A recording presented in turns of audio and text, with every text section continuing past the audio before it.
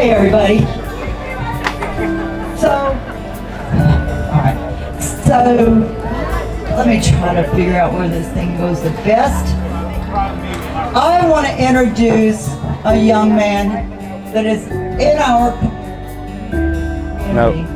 I'm sorry, I did that. That's okay. He actually lives, your business is actually in Loganville, correct? Excuse me? Yeah, your business is actually in Loganville. Yes. What's that? You live in Loganville? I live in Monroe. So he lives in Monroe. His business is Barrelle Roofing, and it's in Loganville. This young man has had an amazing journey, and I'm so excited to have you here and share your journey with us today. He has written a book, which you can get over at his table. And I've read the book. It's really amazing. It's really heartfelt, and it's a detailed journey of what it's been like for him. Now, I won't call you a millionaire, but you probably are. So from zero to millionaire. So here's Kevin.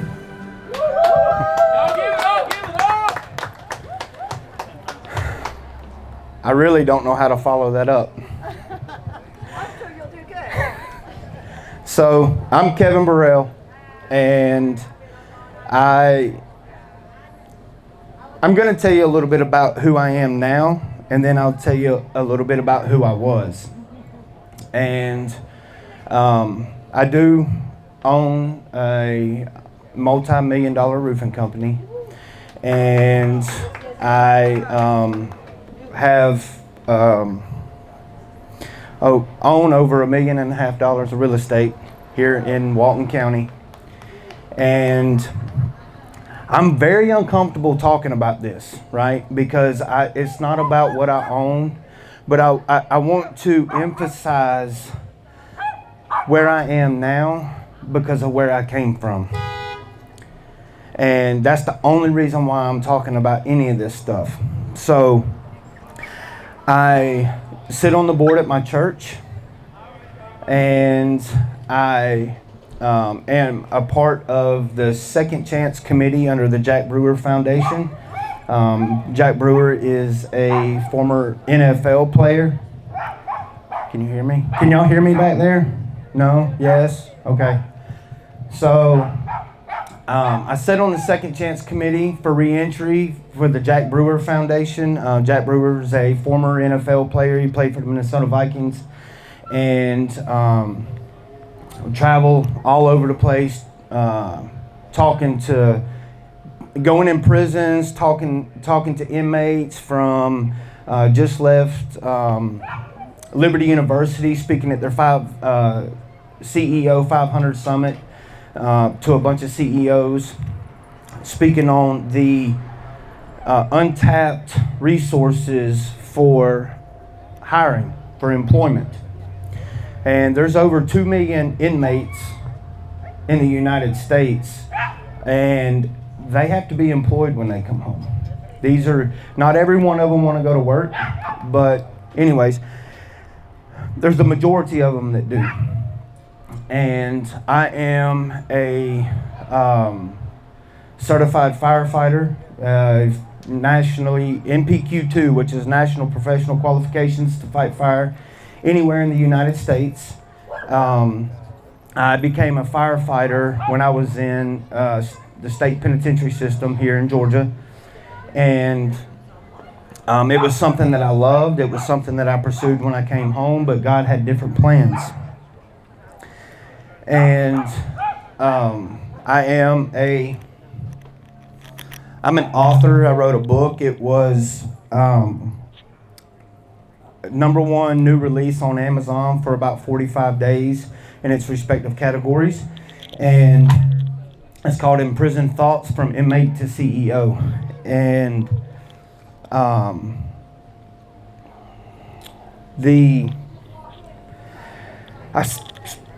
I'm a contributor of Forbes Business Council. Like, there's just so much. I hardly ever talk about any of this stuff. But in December of This is what I talk about most. In December of 2006, I was released from prison with a $25 check. I spent 5 years in prison and for trafficking methamphetamines. And from the time I was 9 to the time I was 21, I was in and out of jail, locked up, drugs. It was drugs all the time. And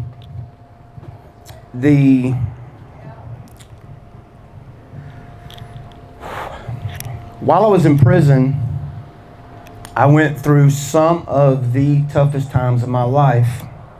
Yet, I found myself the freest I've ever been in my entire life. I was free from addiction.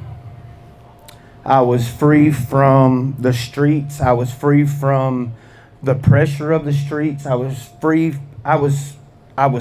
from the horrible, sinful life that I was living and running the streets in.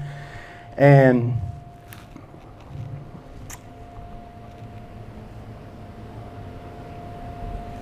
so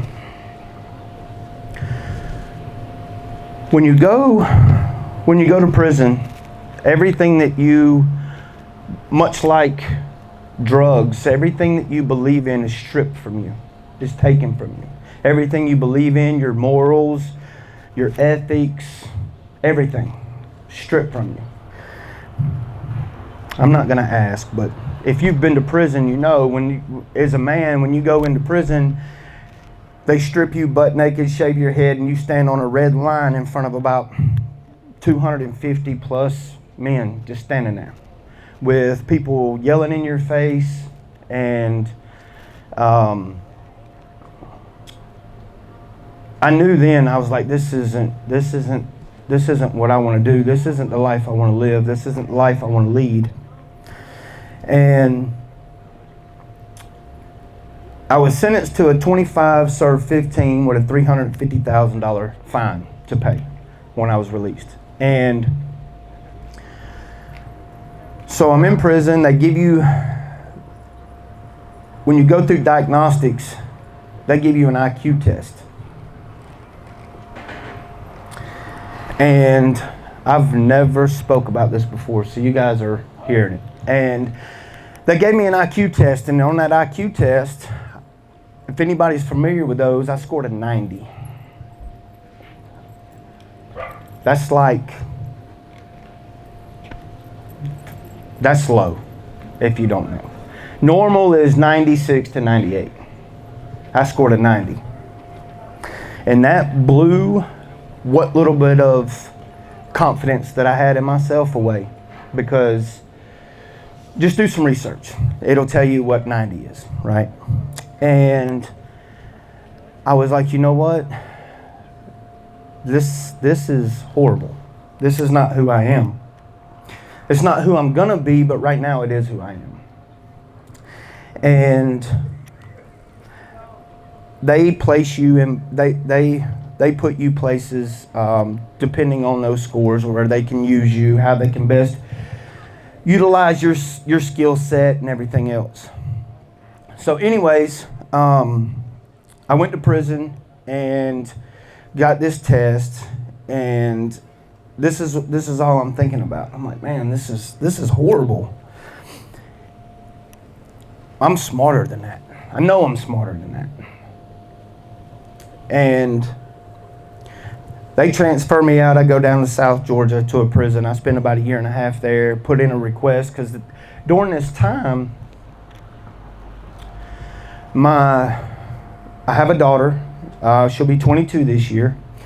And at this time, she was about 2 years old. And while I'm in prison, her mother was murdered in the front of a 300ZX, and my little girl was in the back seat. And she had to witness the whole thing. So I was raised in church. I was saved as a young child, went to church, growing up my whole life. And I knew who God was. And God knew who I was. But I had gotten so far away from that that I forgot who God was. And I went, they shipped me down South Georgia, and we're all this stuff's happening. We're going through this battle. I know that we're fixing to start going to court, and I start reading my Bible again. And there's, jailhouse religion is its own religion. Like, they have a whole church based on jailhouse religion, right? And I didn't want to do this again. I didn't want to get out and go back. I think the most I ever stayed free or off paperwork might have been 6 months, from the time I was 9 to the time I was 21. Possibly a year. And I knew that the only way I could find peace in this place was through God. So I dug deep, started reading my Bible again, and I came across the book of Proverbs. And I read Proverbs almost the entire time I was in prison, over and over and over and over again. For about 3.5, 4 years. And I was shipped to Jackson County Correctional Institution, right up the road from here, about 45 minutes from here. And we were still having our court battles. We were going through, some of my daughter's family came from New York, started trying to, terminate my rights because I was an unfit parent, right? Well, when I was in Jackson Diagnostics, I got called to the chaplain's office, and they asked, they called me in. They said, Mr. Barrelle, inmate number 495121. They did not say Mr. Barrelle. You are a number in there. They said, inmate number 495121. I said, yes, sir, that's me. And they said, we're sorry to inform you, but your daughter has been killed. I'm sorry, your daughter's mother. And I was like, I don't know how to feel right now. I really don't know how to feel. This was my moment. This was my rock bottom. And anybody caught in addiction, caught in anything that they got going on, this might be a tad bit controversial, but we have the ability to choose our rock bottom. It's our decision to say this is enough, when enough is enough. This is when I decide that I'm not going to do this anymore. Can y'all hear me good?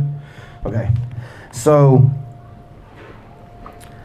I went back to my room and sat down, and I'm not going to lie, up to this point, I was ready to get back out and go right back to the same lifestyle I was living. I was sentenced to 25, served 15 years, $350,000 fine. I had absolutely no idea or no clue how I was going to pay this fine when I got home.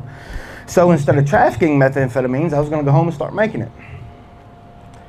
As crazy as this sounds, the sentencing's a lot less for making it than it is for trafficking it. And you make a lot more money. So I had every intentions of going home and getting out and getting right back into the game, getting right back into the streets. But when I got called to the chaplain's office and I sat down in my dorm after I went back, so my daughter's fixing to grow up without a mother, and she's fixing to grow up without a father because I'm in prison. I have a choice to make.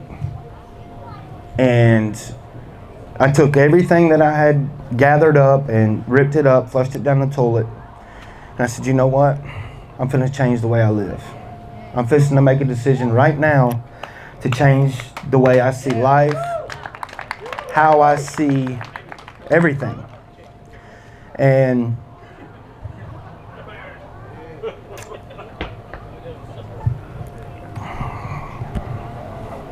try not to cry. So anyway,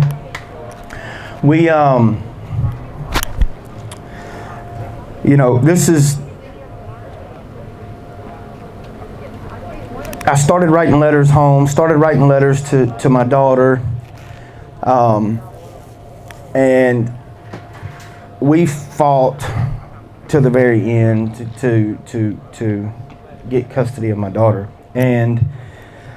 But it's really, really hard when you go to a custody hearing and leg shackles and your arms are chained to your waist, and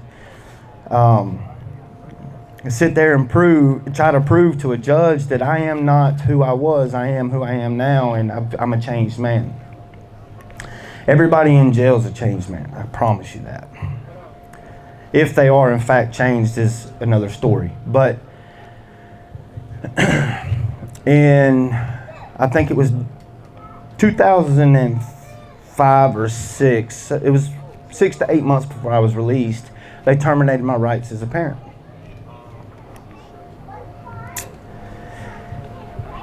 And during this journey, when you get clean, you can't get clean for your neighbor. You can't get clean for your kids. You can't get clean for your spouse. You have to do it for you first. If you don't do it for you first, the people you've done it for is going to let you down. They're going to do something that you don't agree with, and it gives you a reason to go back to doing the exact same thing you were doing before. So I had to do this for me first and foremost, because I knew that there was a good chance that that judge was going to terminate my rights one day as a parent. And there was a verse in the Bible that kept coming to me the entire time I'm sitting in there trying to convince this judge that I am a good parent. I was just a good dude that kept making bad choices. My record says that I was a career criminal. I just was making horrible choices. My heart was in the right place, but my actions were somewhere else.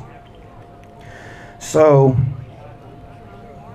they did in fact terminate my rights, and the one thing that kept coming to my mind was pray without ceasing, pray without ceasing, pray without ceasing. So I prayed and I prayed and I prayed, and God, it was like God spoke to me and said, this is why you do it for you. You don't do it for anybody else. Do you trust me? Do you believe in me? So it was about 3 months before I was getting released in December of 2006. And I was more scared to go home than I was in that courtroom when I lost my daughter. I was scared to death because I didn't know how to live and operate with a clean personality. I didn't understand that in the free world. And I sat down and I was talking to God, and I said, God, you know, I don't want to go home.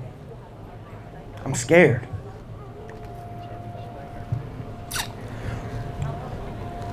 And I said, every time I go home, I'm 6 months in, and I go right back to the exact same way I was living before. And God said, I'm telling y'all, when I say God said, okay? God said, you've never prayed for the desire of drugs to be taken away from you. And I said, hold that thought. And I prayed that prayer. I said, God, please take the desire of drugs away from me. I don't want them anymore.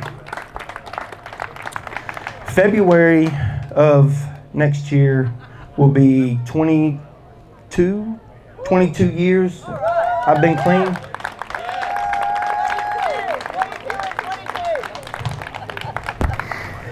And I said, God, you know, I made a lot of promises over my time to God. I made a lot of promises.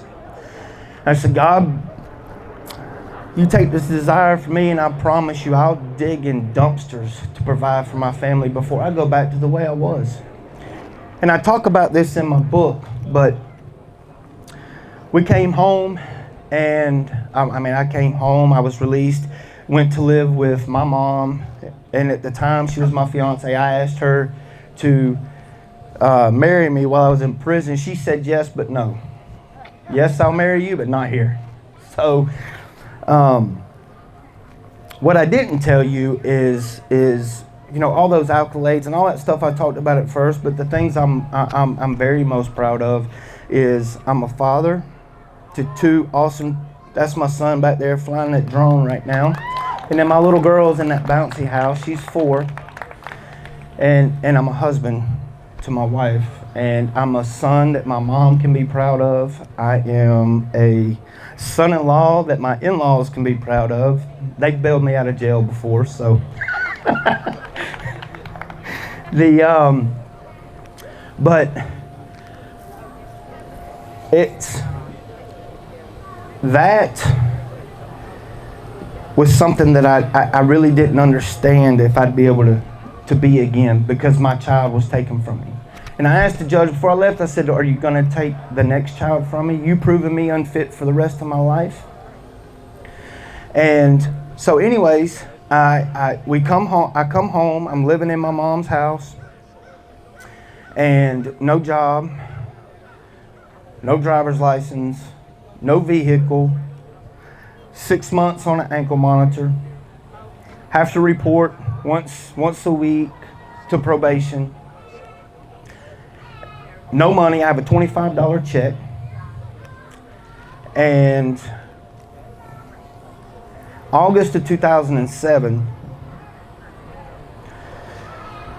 let me back up.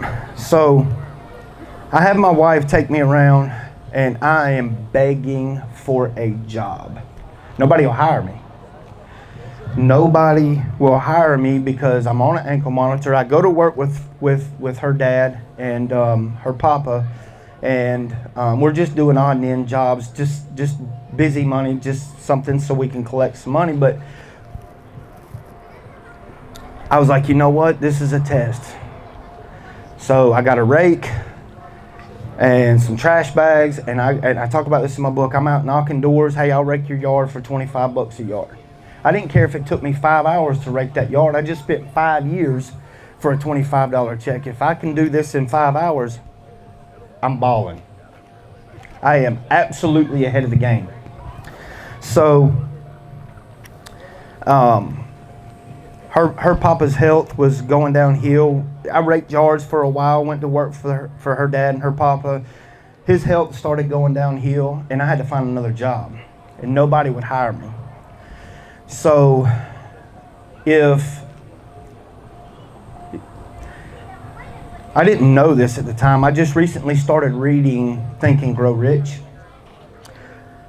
But everything that I did to get to where I am right now, they talk about in this book. I did not read this book. As a matter of fact, I'm still reading the book. I'm not even finished. But I went to this gentleman and I said, hey man, I tell you what I'll do.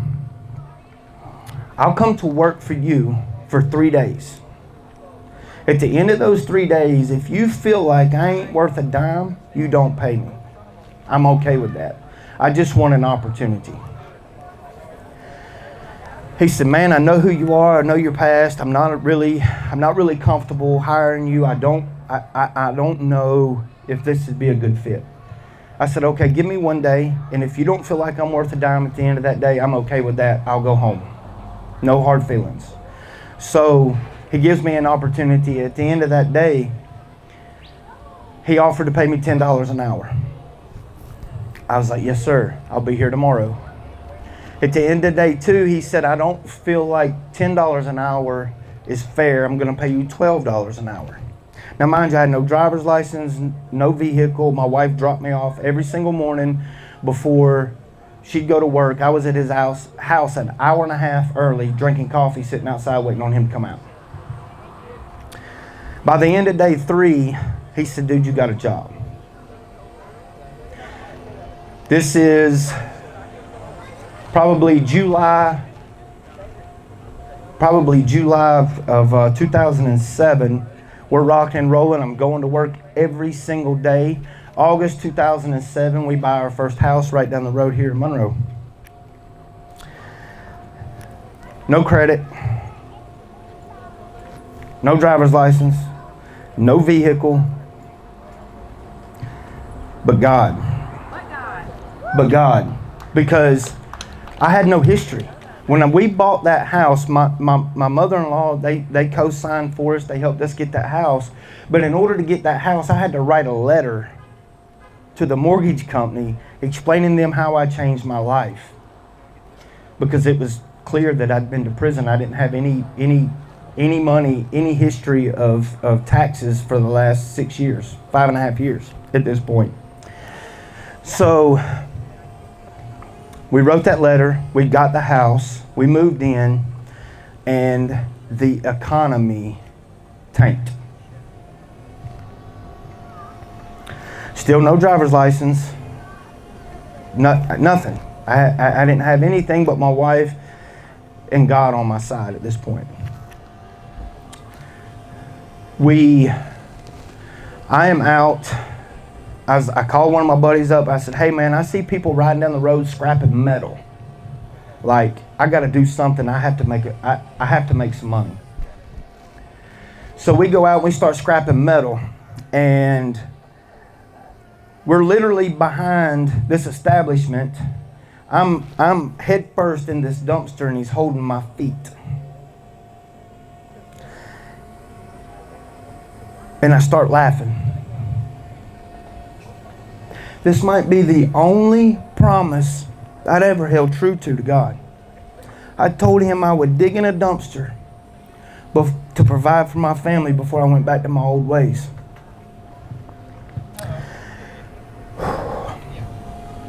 And I did it. And God spoke to me in that moment and said, it's over. Come on. It's over. It's over. Yes. And my buddy says, dude, I don't find any of this funny because we're behind this establishment. I'm holding your feet in this dumpster and you're throwing metal out of it. I said, dude, get me out of here. Get me out of here. I did it. I held true to my promise, and we're done. So here we are all these years later in the position. We have probably one of the most prominent names in Walton County in the roofing industry. While I was in prison, I had the privilege to spend time with this evangelist that was in there. Yeah, he was an inmate. And he always told me, son, if you ever want to get somewhere, you got to start giving somewhere. And that's tattooed on my heart. Because it didn't matter how much money we had, I was finding a church to tithe to. Because I knew that's what I had to do. I didn't fully understand it, but I knew that's what I had to do.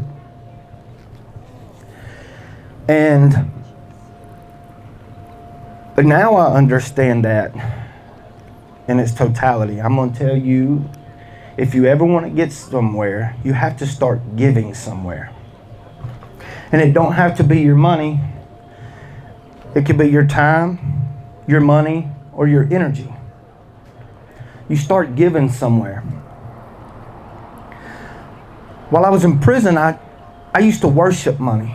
That's what landed me in prison. I used to worship money. I was like, I understand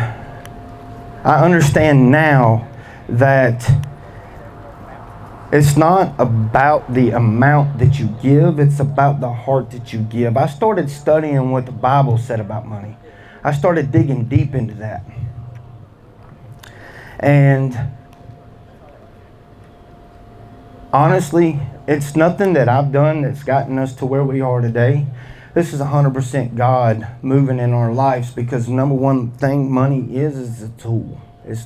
That's all it is a tool. When you understand that, you can move so much further in life.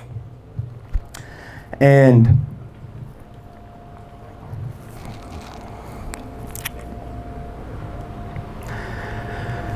Now, I worship with my money. I don't worship money anymore. I worship with my money.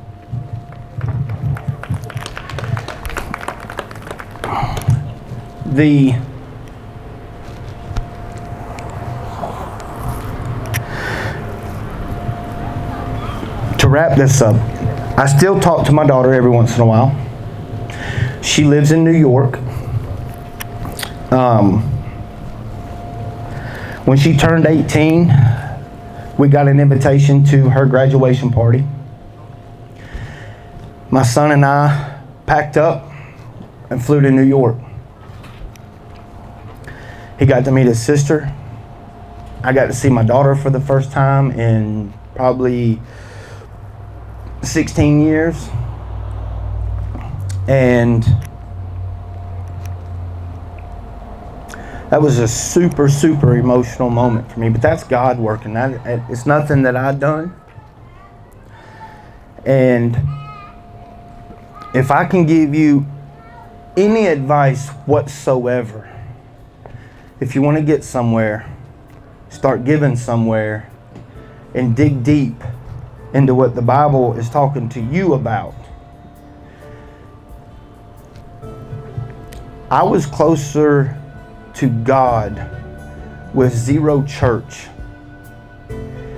digging in my Bible, than I've ever been inside of a church house. I'm just telling you. I sit on the board at my church. But when your relationship with God is intimate and you let Him talk to you, you'll go so much further. You'll go so much further. Thank you. Wow, wow, wow. Another testimony, y'all. Y'all don't know how much this fills me up. When I co-host on the Hurricane Vane Show, I'm always looking to share a testimony. I'm always looking to invite you all to join us on the radio to share a testimony. Awesome story, bro. Thank you, man. God, appreciate you. Thank you so much for coming, bro. Appreciate you. I just want to pray for you right now, Lord. Father God, in the name of Jesus, I pray for this brother right here, Lord. I pray right now that you continue to speak life and redemption in this man right now, God, from the crowns of his head to the soles of his feet, Lord. Continue to restore, God. Restore the relationship, God. I bind the enemy right now with temptation or anything that tries to come against him on the inside and out right now, God. In the name of Jesus, keep the strength alive.